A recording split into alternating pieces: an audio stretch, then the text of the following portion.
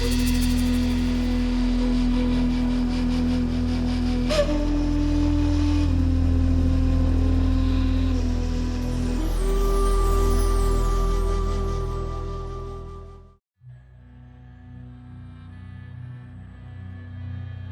everyone, it's Jabbar here.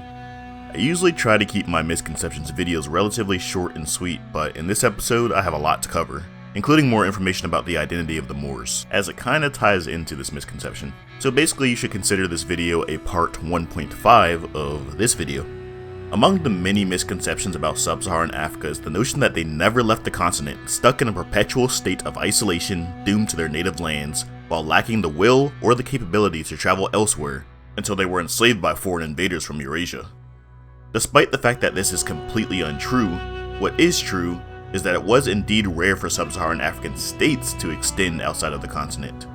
And this wasn't due to some innate lack of ingenuity or capability, it was a simple fact that a desert larger than the United States presented a barrier between Eurasia and sub-Saharan Africa.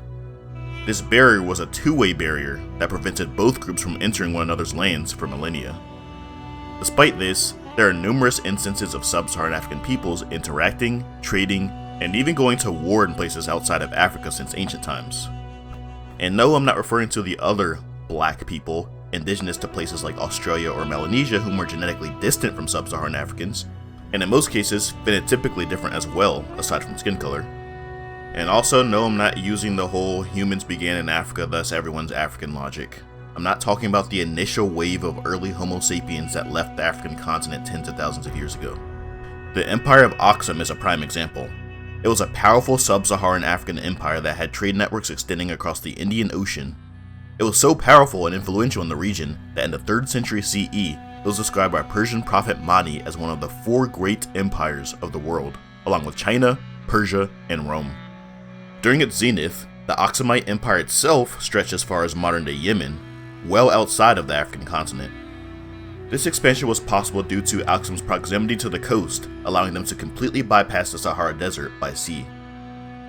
Evidence of trade with lands as far away as India and Sri Lanka have been unearthed in the form of Ethiopian coins dating back to the 5th and 6th centuries, with one such coin being discovered in Sri Lanka in 1998 and being described by archaeologist Dr. Reinhold Wahlberg as an almost totally corroded copper or bronze coin being unearthed in a layer that dates back between 450 CE and the 7th century CE.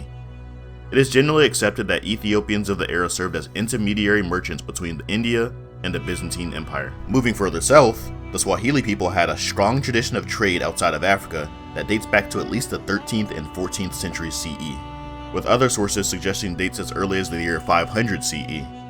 Swahili merchants have been documented shipping African animals to lands as far away as China in the 15th century.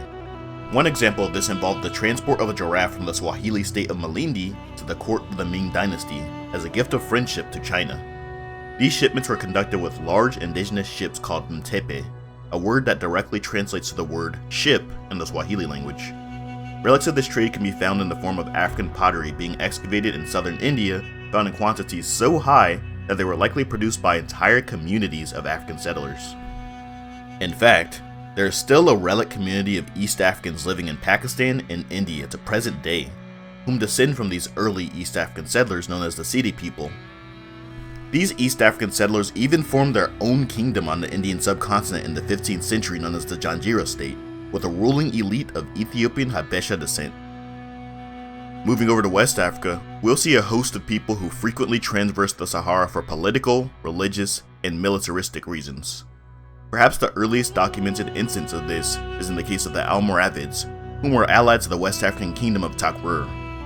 4,000 Takruri soldiers invaded Spain alongside the Almoravids in the year 1076, establishing dominion over the Iberian Peninsula.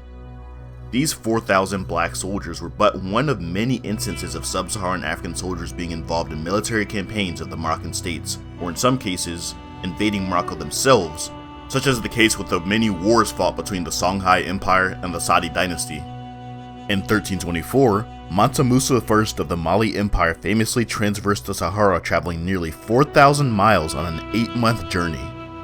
Accompanying him was an entourage of over 60,000 people with 100 camels carrying 300 pounds of gold each, and 500 slaves carrying 4 pounds each. That's a total of 16 tons of gold. During his pilgrimage, he visited Egypt and the Arabian Peninsula, where he lavishly spent this absurd amount of gold, causing an inflation in the economy of the entire Mediterranean region that lasted 20 years. Musa was neither the first nor the last West African to make such a journey, though his was certainly the most extravagant and lasting, as he is the only man in recorded history to have ever single-handedly affected the economy of the entire Mediterranean region. His epic journey was so world-renowned that it was even known in Europe, with an image of Musa being featured on a map of West Africa in the 1375 Catalan Atlas, despite the fact that no Europeans had ever been there before. The Mali Empire, its neighbors, their successors, as well as their predecessors also partook in the trans-Saharan trade for centuries, but it was simply infeasible to have a contiguous empire across the Sahara in the past. There are a few exceptions, however, such as the New Kingdom of Egypt and the 25th Dynasty Kushite Empire, but even these were only possible due to their proximity to the Nile Valley, which runs south to north from sub-Saharan Africa all the way up to the Mediterranean Sea. The Kingdom of Morocco extended to sub-Saharan Africa on 2 occasions, once under the aforementioned Almoravid dynasty in the year 1076 CE, and again under the Saadi dynasty in 1591, but both times the Sahara proved too much of a barrier to feasibly control the people south of it for any length of time, with the Almoravids and Saudis only controlling contiguous empires reaching sub-Saharan African lands for 11 years and 12 years respectively. The same pattern can be observed with Eurasian peoples into Africa. Though countless Eurasian empires expanded into Africa throughout history, virtually none of them ever extended across the Sahara Desert until the Ottoman Empire established tributary status over Egypt in the 19th century.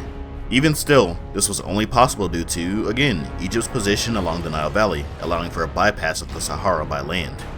Europeans never accomplished a contiguous trans-Saharan empire at any point throughout history, being limited to the Mediterranean coast and knowing virtually nothing about the land south of the Sahara until the middle of the 15th century.